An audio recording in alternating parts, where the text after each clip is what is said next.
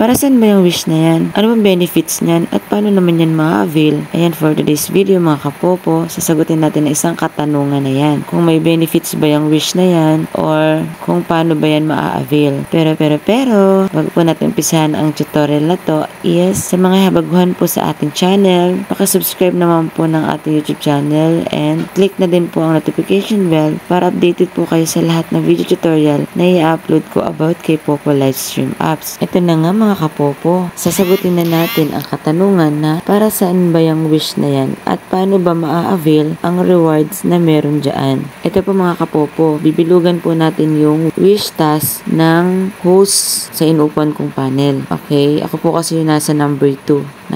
Nakikis lang po ako dyan. Yan, pag-click nyo po ng wish, lalabas po yung pinaka-picture ng task niya. Nakalagay po dyan, kailangan po niyang makareceive or masendan ng 2 piraso ng kiss and hugs na worth 5,000 coins. Okay, ang diskarte po dyan mga kapopo, kung gusto nyo po talaga na ma-avail yung 2 kiss and hugs, ay pwede po kayong makipag-trade. Diskarte po yun mga kapopo na para ma-avail nyo po yung reward, makipag-trade po kayo. Kung wala naman po kayong mga viewers o mga supporters na possible na mag-send sa inyo ng ganyan. May pag-trade po kayo na worth 10,000. Pag-send nyo po sa ka-trade nyo ng 10,000, i-message nyo po siya or sabihan nyo po siya na sendan nyo po ako ng 2 kiss and hugs worth 5,000. Siyempre, pag-trade po kayo ng 10,000. E di, pag-send nyo po ng 5,000 sa inyo is equivalent na po yun ng 10,000, diba? O at least nakipag-trade na po kayo sa kanya at nakuha nyo pa po yung reward na pwede nyo makuha sa wish. Kaya yun po yung isang diskarte na ginagawa po namin. Pag na-avail nyo na po yun or may nag-send na po sa inyo na 2 kiss and hugs, ayun po yung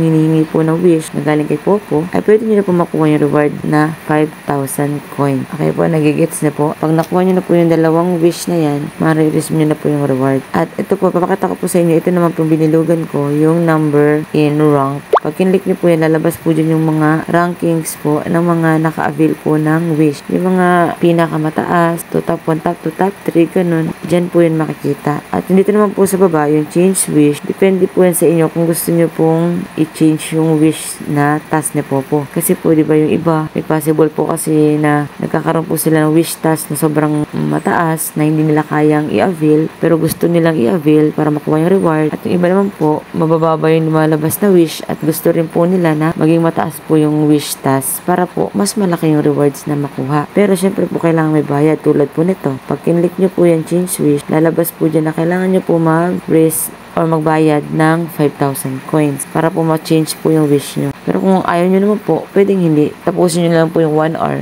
Kasi kada 1 hour po yan, nagbabago yung task na wish. Tapos, ito naman po yung satisfy wish. Siyempre, pag tayo po ng mga viewer, pag once na kinlik po natin yung satisfy wish, automatic po yan na masisendan nyo po siya ng wish niya. Halimbawa po, di ba, 5,000 po yung worth ng wish na hinihingi po niya ng host. Kinlik nyo po yung satisfy wish, magugulat po kayo na yung, yung coins nyo po, sobra po sa hinihingi niya. Magugulat kayo na mababawasan pala yun pag kinlik nyo po yung satisfy wish. Pero pag sa kanya naman po, pag satisfy wish, wala pong pagbabago yun. Pero pag tayo po na viewers, tulad kanina, di ba? Buti na lang yung wish niya sa isang inupuan kong panel. Nakalagay doon, ang wish niya is lips na worth 100 coins. Yung coins ko na available is nasa 1,000. Kiniklik ko yung satisfy wish kasi wala pa po akong idea nung time na yun. Sabi ko, ano ba to satisfy wish? Tapos nagulat ako mga kapopo. Nanalo ako. Yung pala, yung pag kinlik nyo pala yung satisfy wish, automatic pala na kung ano yung wish na nire-request niya or yung binigay ni Popo na task sa kanya. Pag kinlik nyo yung satisfy wish, automatic pala na mababawa sa inyo. Buti na lang talaga 100 lang yun. Pati buti na lang talaga, hindi ganun kalaki yung laman ng coins ko. E kung paano kung ganito 5,000 coins yung wish niya. Hindi naman pala to nakalagay sa lucky. Kung syempre walang balik sa akin yun, edi okay sana kung masisendan ko, kakilala ko, 'di ba? Na pwede niya ibalik sa akin. Paano kung hindi niya ako kilala tapos sabihin niya kasalanan mo yan, 'di ba? Kasi click ka ng click, di mo pinag-iisipan.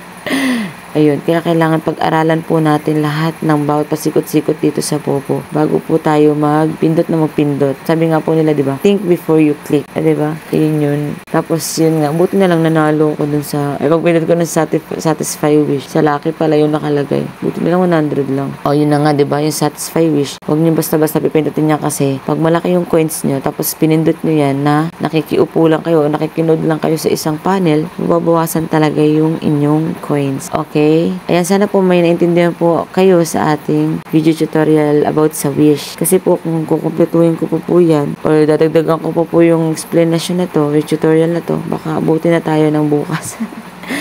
Okay, sa mga may katanungan po, pwede po kayo mag-comment sa comment section para po magawan po natin ng video tutorial. At sa mga hindi pa po nakakapag-subscribe, please po, para ganahan naman po ako mag-upload ng mga video tutorial about kay Popo, ay pakasubscribe naman po ng ating YouTube channel and click na notification bell na rin po para ma-update po kayo sa lahat po ng video tutorial na i-upload ko. Okay?